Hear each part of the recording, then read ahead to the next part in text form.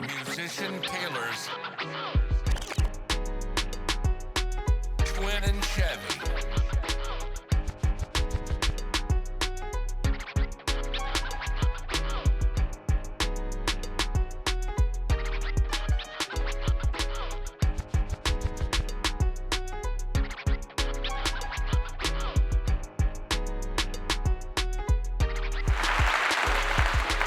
Greetings, everyone, and welcome back to the Tailor Talk Podcast, live here at Grand Entertainment Studio, headquarters of Musician Tailor LLC.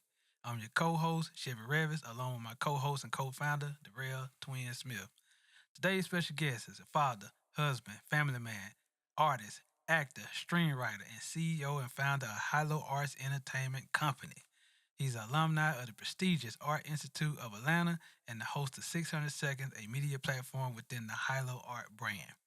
He partnered with My House Restaurant and Bar in Columbia, South Carolina, a.k.a. The Met, where he helped runs the most consistent talent showcase in the state of South Carolina. Please welcome to the show, Chris Mohead, a.k.a. Rob Savage. What's up? Appreciate y'all having me, man. There you go. Yeah. Welcome to Atlanta. Oh, yeah. I'm back, man. I'm back. You know what I'm saying? Grand Entertainment Studios and all that. Yo. What you got going on, man? And it's a pleasure. Y'all done drove these many miles to come down here and sit down with Tailor Talk Podcast. Man, it's always what Duke love, say? man. The four. What he say? 440. The 440. The 440. Yeah. Oh, yeah, man. I don't know. 400 miles. Oh, yeah. He be counting miles. I be counting time. I be like, how much time we got? Oh, we there yet? Yeah. Hey, but it's always love every time I come here, man. And, I always remind you, this is where I recorded one of my favorite songs I ever did. It's called ADD Flows. Recorded right here in this room. Yes, you did. Classic, yeah. Yes, sir. Featuring KP, Keep Pushing. Yeah. Shout out to Keep Pushing. Shout out to Keep KP. Pushing. Yup. Yeah, that was a dope experience. Y'all came down and got everything right. And it's been charting ever since. Yeah. Yeah. Yeah, man. I appreciate y'all having me, man.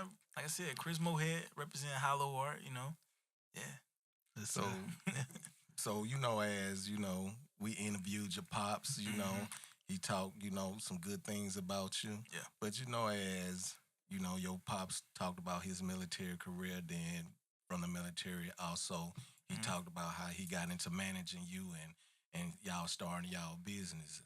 So the thing is, Chris, as a military dependent, tell us how, growing up in a military family, and then what got you into want to be an artist? It's funny y'all asked that because I don't know why I just had a feeling y'all was going to ask me about what it's like growing up as a military kid. And I was trying to think, because I don't really have a frame of reference for what it's not like growing up. But for me, it was just, it's normal, you know what I mean? My pops, a lot of people ask, was he strict and stuff? My dad was never strict. He, one thing he was always strict about was what you say you gonna do. You know what I mean? So he asked me, what do I want to do? I said, play football. So he like, okay, well, we're going to train. We're going to practice. I was like, yeah. He's like, all right, I'm going to wake you up at 6. You going to do it? And I was like, yeah. So at 6 o'clock, he asked me, is we still doing it? He never made me do nothing. But if I said I'm going to do it, he going to make sure, he going to remind me that I said it and hold me to it. And it was the same thing with music. I said I want to do music. You know what I mean? When he became my manager, we got to get on these stages. We got to perform. We got to go meet people. And I know he probably said it in the interview. I always been kind of behind the scenes, you know what I mean? I've been kind of shy and stuff like that. But you got to get out there. You got to get in front of the camera and things like that. But as far as him becoming my man, he loved to tell people I asked him to be my manager. You know what I mean? I love my pops to death. That's not how it happened. tell us how it happened, man. So look, me and my friends, I've been doing music since I was 15. But not really taking it as serious as I should. And I had coworkers, and we, laughing and joking at work, we decided we're gonna do some comedy skits.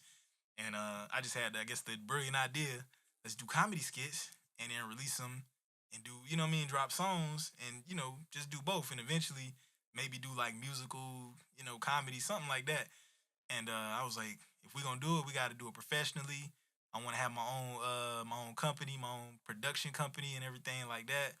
I started looking at the paperwork. And I start scratching my head. I was like, I don't know. You know what I mean? My pops, he a militant person. He's smart. I was like, hey, pops, you know what any of this mean? And like, he look over it the next day. You know what I mean? He an overachiever. So the next day, he's like, yeah, I read all that, man. This is what it mean. And like a few days later, he texts me. He's like, hey, you want me to be your manager? I wish I still kept the text. Cause he say, you want me to be your manager? I don't want to have nothing to do with the creative side. I'm gonna let you create how you want. But you know, can I be your manager? He asked me. You know what I mean? So I was like, yeah, for sure. Okay, that's that's good. Okay. Yeah. You know, our military mind, we you know, we're a little dyslexic, so Yeah, man. They turn around and try to tell me what songs to write and everything else. I'm like, you said. No. Take that N out of there. I need to get some pub on that.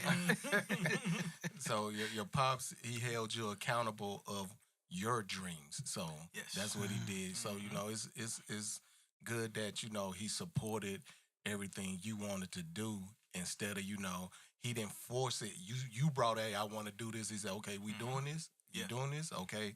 So he showed you that he's gonna support you no matter what you wanted to do, and that's a good thing. And I know it kind of helped you spread your wings and especially being creative.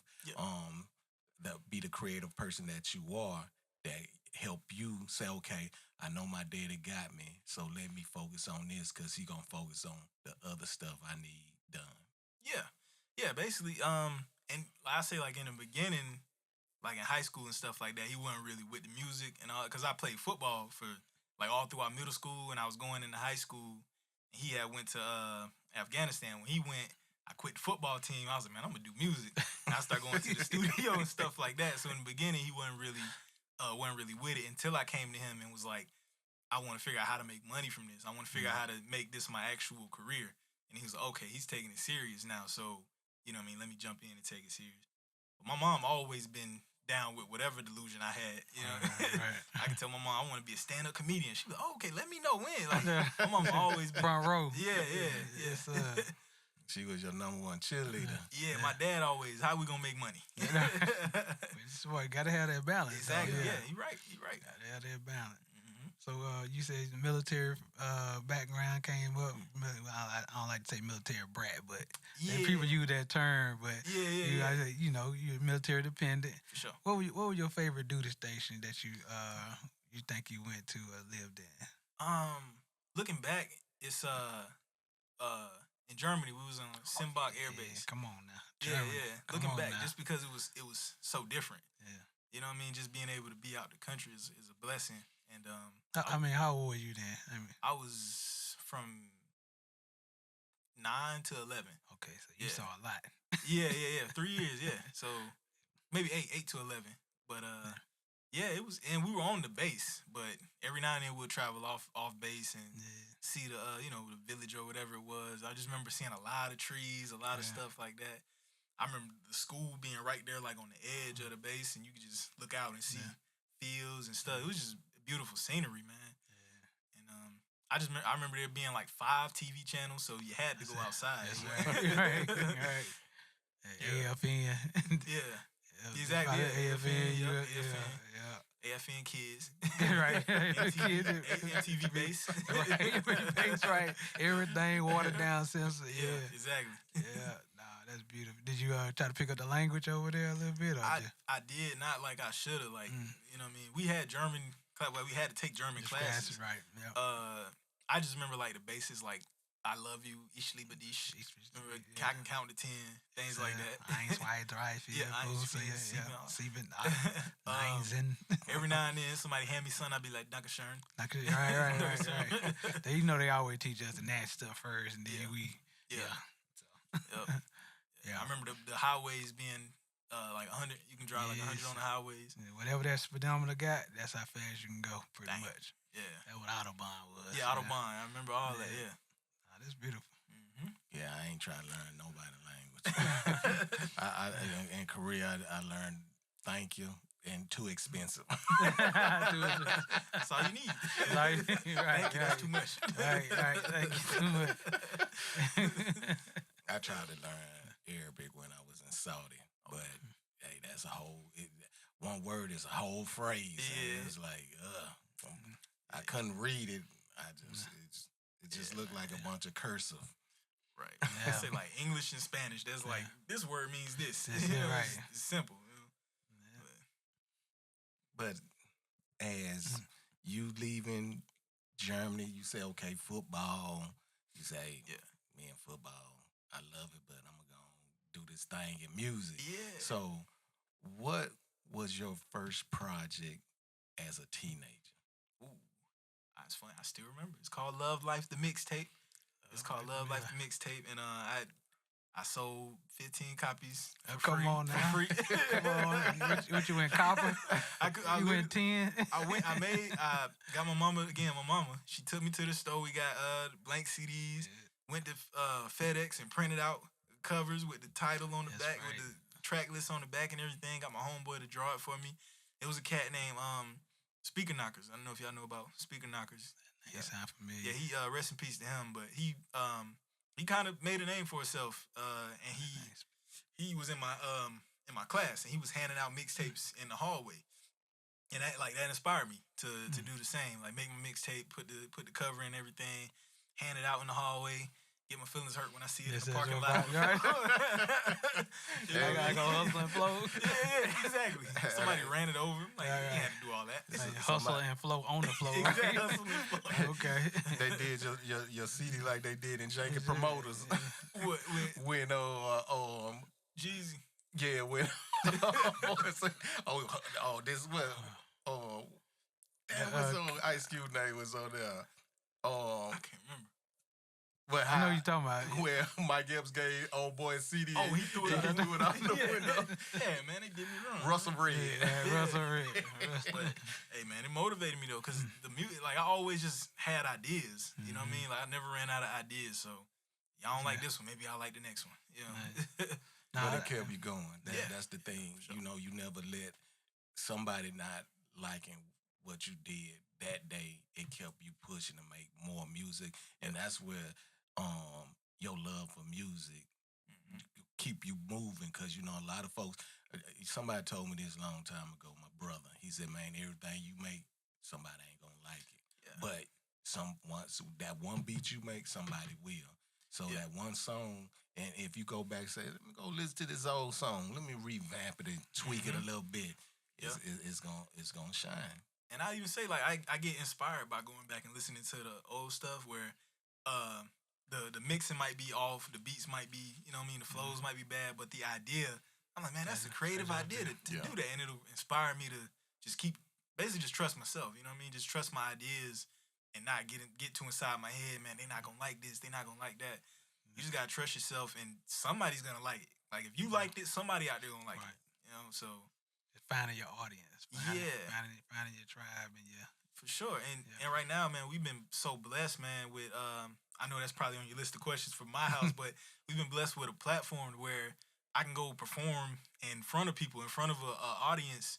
I don't even like to say fans, because it's like it's a family, it's a community that we kind of built, and we all kind of support each other. And I can go up there, especially like on a slow day, and try something out. You know what I mean? Try something new. I can play. They let me come in there and mix my songs over the loudspeakers just to see how it sound. Oh, that's dope. Yeah. So we blessed, man, and so that inspired me to keep doing what I call weird stuff. Like, don't try to do what you think they want. Like, do the weird thing. Do that weird idea that you had, man. Try it out. See, somebody gonna like it. But I'm glad you said weird ideas. But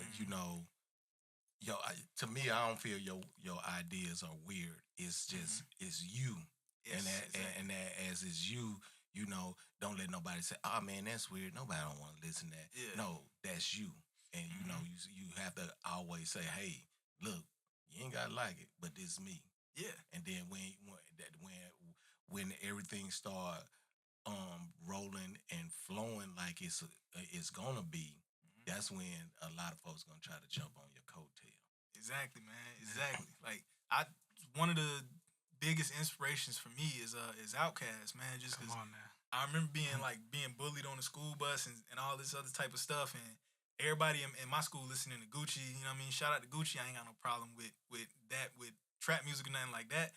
But I was like, I can't really relate to this myself. So I started listening to I steal my dad's CDs, man. And I heard She Lives in My Lap. by Outkast. I'm like, rappers can do this? Like, we're allowed to do this? Like, stuff like this. And it just, Love Below album. yeah, it blew me away, man. And I was like, I want to give somebody else this feeling, man, where they feel like, dang, I don't fit in.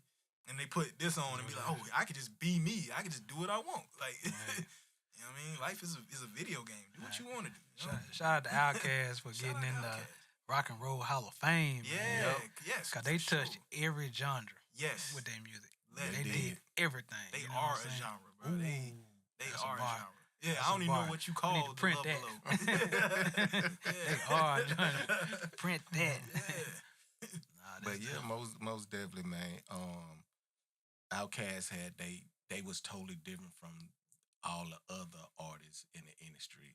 Just like Tyler, the creator, is very different. Yes. And so that's where I would never say it's weird because it's like when I pick up a album, it might be different than what the average person listen to.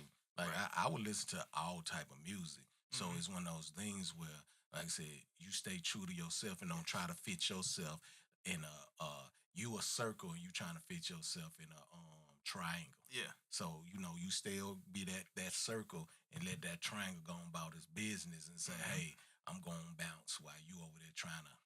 Yeah. They taking with blah at a time. So you just keep rolling and keep doing you. Yeah, and don't follow them trends. Exactly. And my whole reason for even saying like it's weird is just the thought, like just the idea that people might think is weird. Just do that, man. Like again with Outkast, I'm gonna let y'all ask y'all questions, but again with Outkast, I love when I think it was Sleepy Brown was telling the story about the Skew It on the Barbie music video shoot. But I was like, Andre, he started dressing a little different. He started wearing the turban, right? Yeah. But then when they did the Skew It on the Barbie video, he came out on stage with Raekwon, Dungeon Family, all them out there. He came out there with a pink wig and some pink fluffy pants. And he was like, yeah, when he stepped out there, like everybody just got quiet. And he walked out there and we was like, ain't nobody pick on him or nothing because we was like, we don't need him to get in his head. This what he think is the move. Let him try it out. They let him try it out and they supported him and it took off from there, That inspired the next movement and the next movement and the next generation. And so I will always say, bro, that idea, he could have been like, nah, this too weird. I ain't gonna. But he didn't. He did it. So that to me, what it did, cause like I say, I'm Outkast my number one. Yeah, me too. You know what I'm saying? Whole Dungeon Family, but the way he explained that, cause I saw it in real time. Yeah. Just being like, okay, why he dressing like that? Cause I was influenced by it. I used to wear the Kangos and all that other stuff, right? Then they transitioned to be the aliens and then the other stuff. But then I was like, okay. So I saw him in the interview. He said, I dress like this because I'm expressing how music looks. Oh. And I was like, oh, that makes sense. He said, music has no style. It just, it don't have style. It has style, but it could be anything. Yeah. So I could put on anything, come out here, but y'all still going to listen to what I say because the music is still dope. You know what I'm saying? So he said, I was dressing how I see music. Yeah. And I was like, man, this dude here is like years old. Different. You know what I'm saying? Like, it's different. Right. Different. So, as we talking about now, you remember your first project you did when you was young, Love Life mixtape. And so the Love Life mixtape. After that, what was your next project as an adult? Your first project as an adult. First project as an adult. I'm gonna go with my first official album as an adult because I did a lot of like little projects I just put out and didn't really do nothing with. But my first project after starting HYLO ART, after having everything, all my paperwork straight and everything like that, was the Sunflower. Okay. And that's when I was going by Rob Savage. That's my favorite. Yeah, word. Yeah, I was going by the Sunflower. You know the album with ADD flows on it. You know what I mean? Shout out to Twin. Yeah. And I made that one with the intention of it being like a debut album. So if you listen to it, it tells a story. Like the first song start with me being born. The second song is me supposed to be at 3, then 6. Then you get the ADD flows. That's at 9. I got diagnosed. And then it go to me at 12. And it go all the way up until my 30th birthday. So if you check that out, if you listen to it, you might be able to, learn something about me. Kind of that's what I was. Yeah. And see, you already answered that question because as you, like I said, when you listen to the album, it goes on everything from a toddler until your adulthood. So it's basically your life story. Yep. And so even with ADD flow, you know how you didn't know what was going on with you. Yeah. Then you got diagnosed, and then you your creativity in that song itself, uh, um, it it touched me for. I ain't gonna pretend like it didn't, cause I like, oh man, I did not know. Yeah. So as you listen to the other songs, then you get to this one, you like, I didn't know. Yeah. So and the way your lyrics on that song, you craftily put it in there where you like, oh man, this is dope. Yeah, and even with that song, the way it's written was like, I'ma just let my thoughts flow. I'ma just like each line don't connect to tell a big story. It's just like first thought, you know what I mean? Ooh, sipping on juice, sitting in the coop, thinking about school, thinking about you. It's just like that's how my mind is sometimes, where I just keep thinking about every little thing around me, and it's hard to focus. And it also ties in with when I was diagnosed, they gave me medicine, and I guess it calmed me down. But my mama didn't like me taking the medicine, so I stopped taking medicine, just let my brain go free. Yep. And it talks about like kids getting instantly put on medicine as soon as they have any type of mental problem, like to pacify them and stuff like that, which I feel like in a lot of ways leads to drug problems and just sensitivity, you know what I mean, to life and in general. And yeah, I mean, I'm not like, I don't really have the answers to these. Right. Some people actually do need that, but that was just my views on it. With overly medicating to deal with issues and stuff. Yeah, they definitely try that with us, man. Like, they try to diagnose us. Like, they were like, man, you might have ADHD. I was like, what the hell is that? And I didn't find that out until like I was transitioning out the military. Yeah. And I was just like, oh, okay, yeah, whatever, but I ain't taking them pills, bro. Right. You know what I'm saying? Y'all gonna have to deal with this. Yeah, man. joking, man. Yeah. I threw a bunch of pills in the trash. I'm not taking this. I'll take a Tylenol every now and then. Take a but, Tylenol, yeah. You know what I'm saying? VC. Yeah, my thing is like, I feel like ADD has probably been around for forever. Like, what did they take back in the day? You know what I mean? Nothing. That was ass whooping. Exactly.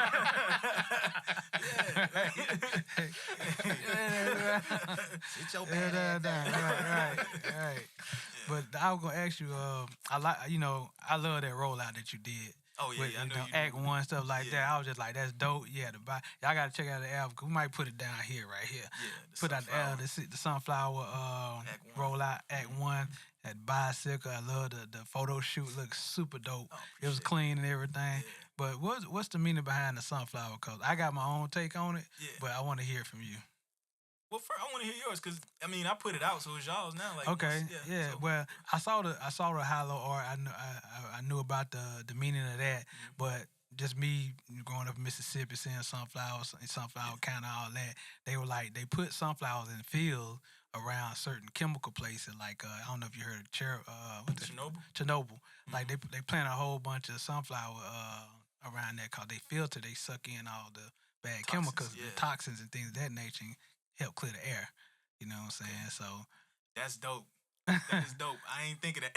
yeah, I didn't think and I of that. just being from Mississippi, I used to see a lot of sunflowers and stuff Yeah. like that. They be like, oh yeah, they plant them because they filter. You know what I'm saying? That's hard, yeah. Yeah, But like all the toxin, get all the negative stuff out get the all the air negative type out. of deal. You know what I'm saying? I like that. I'm gonna go with that. All right, let's run with it. No, but like I said, with every song is me growing a little bit more. That's how I look at it. And then I remember being a kid. For some reason, I remember my kindergarten class being the sunflower room. I don't know even what that meant. I just remember that was our room, was the sunflower room. And I remember them teaching us that sunflowers, when they grow, and they always face the sun. So like throughout the day, they'd shift. Yeah, they. You know what I mean? So that was like, growing up and facing the sun, like trying to stay positive. You know what I mean? You know our logo is the sun shining over a dark cloud. It was like, when you're growing up, no matter what you're going through, just keep looking forward, stay positive, keep God in your life, things like that. All of those things tie into it. We the sun people. Like our hair, the only hair that grows up toward the sun. You're right. You know what I'm saying? Yeah. Check them out. Yeah, that's it. That's real talk. Our hair, the only like black people hair, the only That's hair crazy. that grows up toward the We sun. the sun people, man. You know what I'm saying? We need it. I love it. Yeah, that's I like how you said that about your depiction of the sunflower with your album, because like I said, yeah, you keep turning towards the sun because positivity and shed a whole lot of light on you. And that, I like how you said that. And as that album is out there now, everybody go stream it, It's under Rob download Savage. it. My name changed. You got to search Rob Savage, the Sunflower. And now it's Chris Mohead, but yeah. Okay. It's alter ego. Yeah. That was your gangster name. Yeah, Rob, you I'm know. a savage Yeah, out this thing. Right. So you Industry pissed him off with that biz. So yeah. He's like, oh, y'all don't see me? Took a dark turn. Yeah, right, yeah. No, I think that's cool because it's like think about it, like I say, I'm a big Outkast fan, but if you see they had a balance, like the pimp and the gangster. Yeah. You know what I'm saying? Yeah. Like, It's a balance, yeah. It's a balance. Sometimes we might not be gangster, but it comes out of us. You know what I'm saying? We get pushed. Man, pretty much everything I do got some type of nerdy meaning behind it. Like even Rob Savage, that was my first rap name back in like high school. Gotcha. And the whole reason behind that was I was like Robot Savage. You know what I mean? Robot's the future, Savage is like a caveman. It's timeless. That's what I was You been thinking. watching Robot Chicken or something? Robot Chicken. I was watching Terminator. I was big on like sci-fi and stuff. Okay. So it was Robot Savage. You just it was always Rob Savage, but Rob was short for robot. So Robot Savage. I didn't know that. Nah, yeah. Rob was short for I got wrestling out of that because we grew up, Macho Man, Randy Savage. Yeah. When I heard Savage, Rob, I said that sounds like a wrestling name. That'd be a cool wrestling name. Rob Savage. Right. Like it flows, you know But what look, I'm I saying? changed it back because you Google Rob Savage, you're going to see a bunch of Rob Savages. You Google Chris Mohead, it's only going to be one. yeah. I feel you on that I'm one. going with my real name. Yeah, that's dope. That's dope. Okay. So you're a host as well. You're a host for 600 seconds. So with 600 seconds, how did y'all come up with that concept, and what do it consist of? All right, so it consists basically it's a interview talk show type situation. Think like 106 in Park or something like that. Except we don't show music videos, but we if we're interviewing you, you come in, we might get you some wings, like something like that. We'll have your name up on the TV screen and everything, and we'll give you like a quick interview. Nothing like this, not like a podcast, but like a 10-minute interview. Man, we ask you about your how you started, like who were some of your biggest influences and stuff like that. And then we'll, let you perform. And after that, we do an open mic. And we do all that at My House Restaurant and Bar in Columbia, South Carolina. The Met. Yeah, in the Met. And the whole thing started because we were doing a bunch of open mics when I started HYLO Art and I started taking it more serious and hitting stages and stuff. We was doing so many open mics. Then COVID hit and everything shut down. Like they start having to close at like 11 o'clock, things like that. But when things started to, slowly open back up, my pops actually came up with the idea of interviewing people. He started out interviewing us, like the HYLO team in the garage. He said, yeah, we're going to have some more people come to the garage. And I'm pretty sure my mom at some point was like, no, you're not doing that. And we talked to a restaurant. Shout out to the Gold Inn. I don't think it's there anymore, but it was a restaurant called the Gold Inn. We started doing the interviews there. We were a family friend of ours owned the restaurant, My House, and they offered us, things like a tab and just like free range to move tables and do whatever we want, put up our signs, and and they have a stage there. It's a restaurant, great food, but they also got a stage. They do karaoke sometimes and stuff. So it's a vibe, man. Yeah, for sure. Food is great. Yeah. And I'm depending on when this come out, this next Thursday is gonna be our 6-year HYLO anniversary show. So man, that's what's up. Yeah, congratulations, man. Thank you. I don't think we had no interviews, so it's just gonna be a celebration type of thing. Party, Yeah. Y'all gonna have some performances? Yeah, for sure. For sure. Yeah, I'm always gonna perform on Thursday. I would say that's the most consistent. Yeah. Cause open mics come and go. Yeah. Y'all been doing 6 years. You can't get a open mic to last a good year sometimes. It'll move location. It might revamp it something else, but y'all been consistent for 6 years, and that speaks volumes, man. Oh, yeah. And we prior prioritize highlighting the artist too, man. I think that's a thing too. Like people like to see their name up on there, and when they do the open mic, a lot of people hit us. How can I get an interview? You know what I mean? I want to get interviewed too. So it's the full package, and it's not always that. Sometimes we'll do a trivia night. Sometimes we'll do. We did like a Wild and Out night. We used to do like a comedian tournament, like vote who the best comedian. Did DJ battles. We try to switch it up when we can, just to keep it fresh, you know. But the variety show. Like, yeah, exactly, variety show. But at the end of the night, after whatever show we doing, open mic. So anybody can sign the board and, you know, and get up on there. Yeah. Okay. The showcase was good. You know, y'all have some very talented artists that come through. That y'all definitely share y'all platform with to highlight. Like you said, y'all highlight them. So as y'all continue, y'all 6-year anniversary is coming up. Y'all finna have this, you know, amazing party. So what do you see 600 seconds with HYLO Art in the y'all 7th year? That's a good question. That is. For one more, I would like to see more variety, and we're trying to take steps to make it feel more like a talk show almost. Like we even talk about things like maybe we get some cue cards, maybe we get a couch up there, like just different things like that to make it feel more like a tonight show, something like that. Really, just again, the big desk up there. Like that would be fire. Again, Yeah. taking them ideas what somebody might consider weird and just going with it, man. Like, what if we get a desk up on this stage in the middle of this restaurant, you know? And just doing things like that. And also we do versus battles. We started doing that, having 2 artists get up there and perform 5 to 10 songs each, and let the crowd vote on who's better. 4 songs. Yeah, well, we did 10 each last time, but it's 10 full songs, but I think from now we're gonna cut it down to like 5. Concert right there. Yeah, it's a lot. It's 20 songs. Everybody just gotta sit still. But it was so dope, man. My ADHD would have kicked in a song. I'm telling you. Y'all gotta hit them with the what you call it. You got a hook and a verse. Yeah, a song. Hook and a verse. And then people get antsy because they're like, man, I came here to perform tonight. We ain't got no open mic tonight. Like, nah.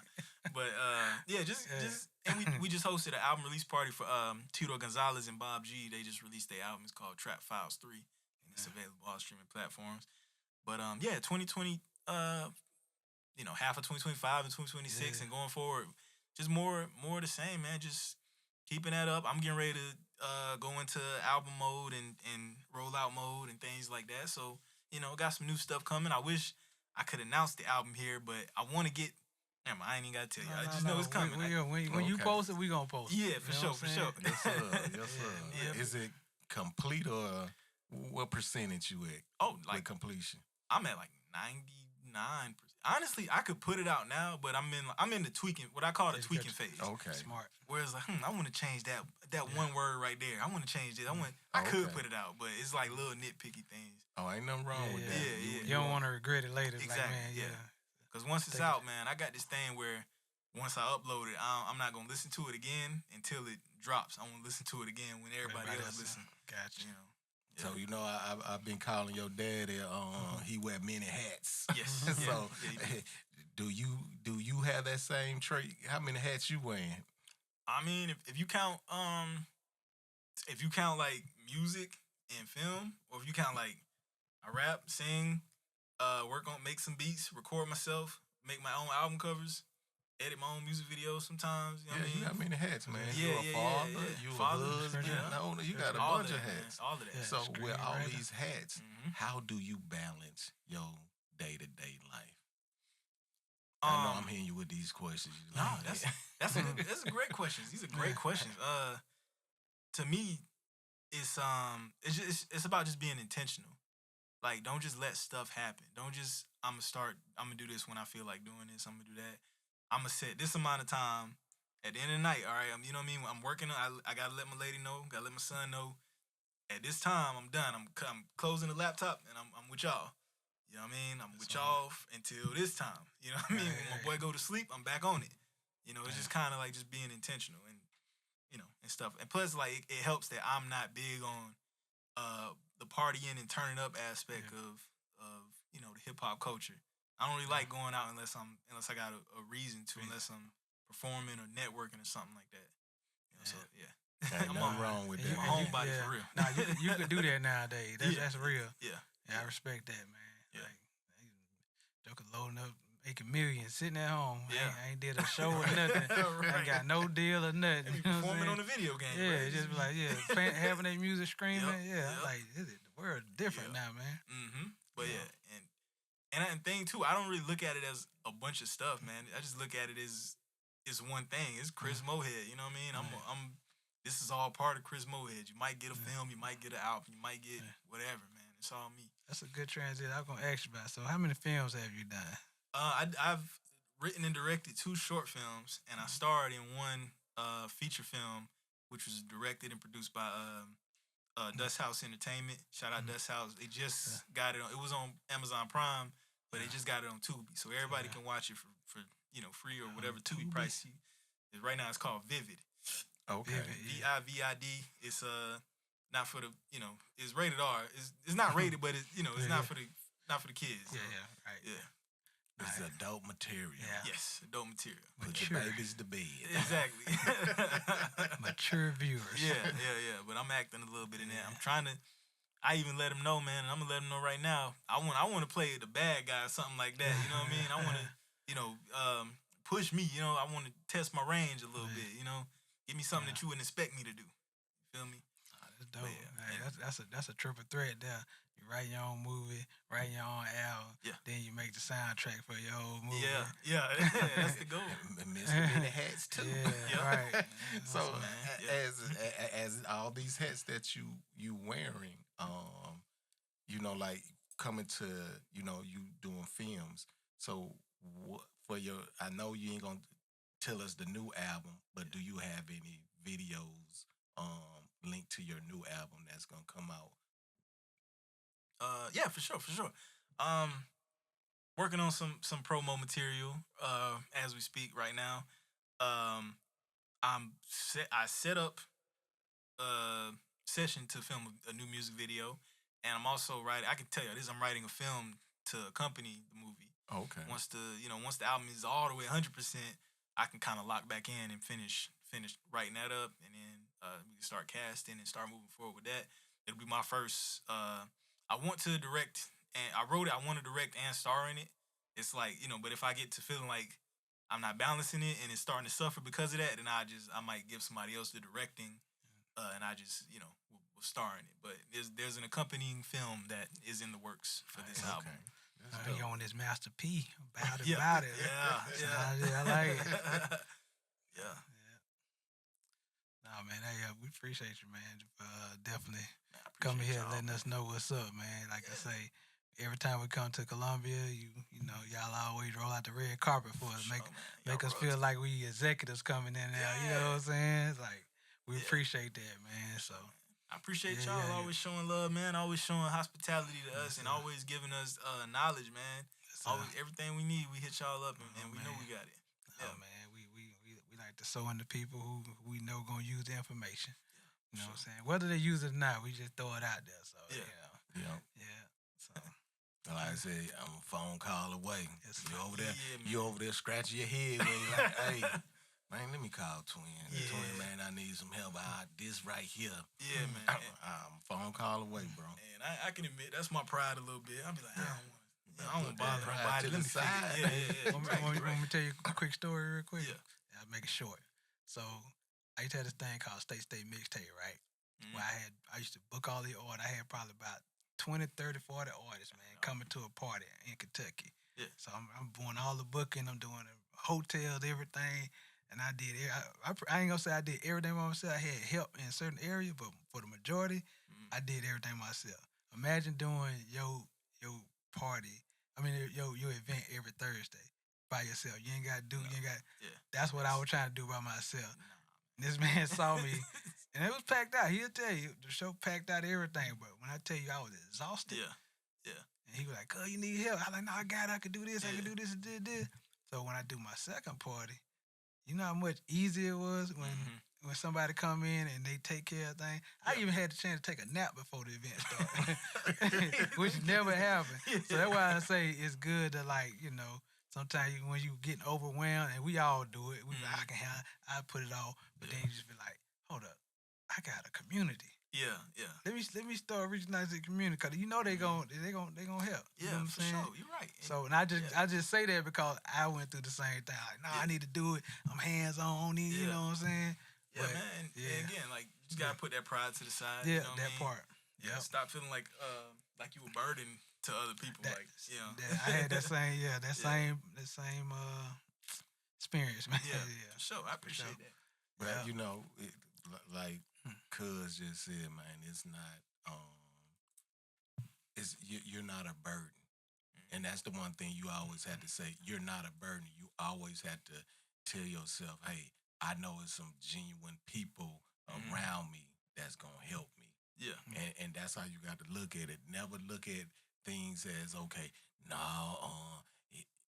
like I tell folks this and Chevy will tell you.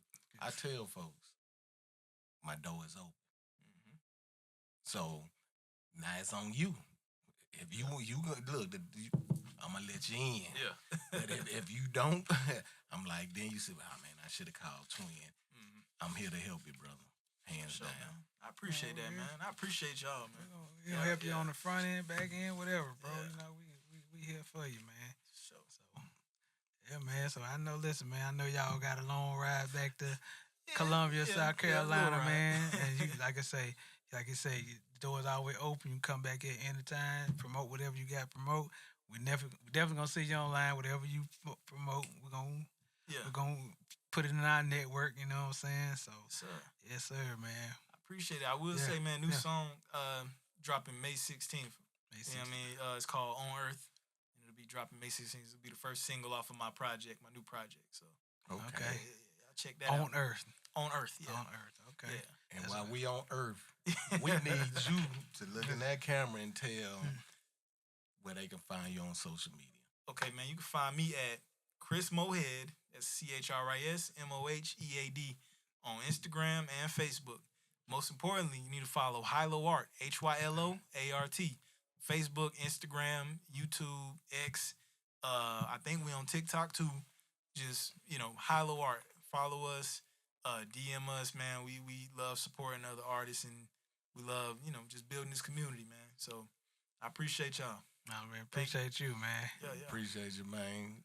Thank you for coming out, and we definitely would love to have you back on here again once you drop that project and you had that film out, so we can talk about it. Yeah, we're gonna do a deep dive right here. Yes, sir. Yes, sir. So, thank y'all for tuning in to Tailor's Talk Podcast. See you next time. Make sure you subscribe, like, and share.